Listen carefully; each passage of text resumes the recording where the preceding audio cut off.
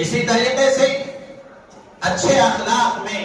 نرمی کا معاملہ کرنا، نرمی کا برتاؤ کرنا،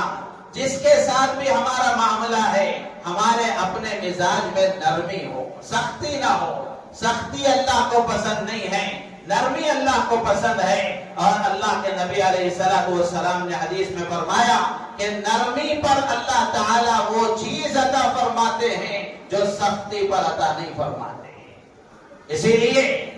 پڑھانے والوں کو، معلمین کو، استادوں کو اللہ کے نبی نے فرمایا، سکھانے والوں کو فرمایا کہ سکھلاؤ لیکن سختی نہ کرو، اس لیے کہ سختی کرنے والوں سے بہتر ہیں وہ لوگ جو صحیح طریقے سے سکھانے والے ہیں۔ میرے عزیز و دوست بزرگوں، جس طبقے میں بھی آدمی ہے اور زندگی کے جس گوشے میں بھی آدمی ہے، آدمی کو چاہیے کہ اپنے مزاج میں نرمی رکھے، اپنے مزاج میں نرمی رکھے۔ شوہر اپنی بیوی کے ساتھ نرمی کا معاملہ کرے، اولاد اپنے ماں باپ کے ساتھ، ماں باپ اپنی اولاد کے ساتھ، مالک اپنے ملازم کے ساتھ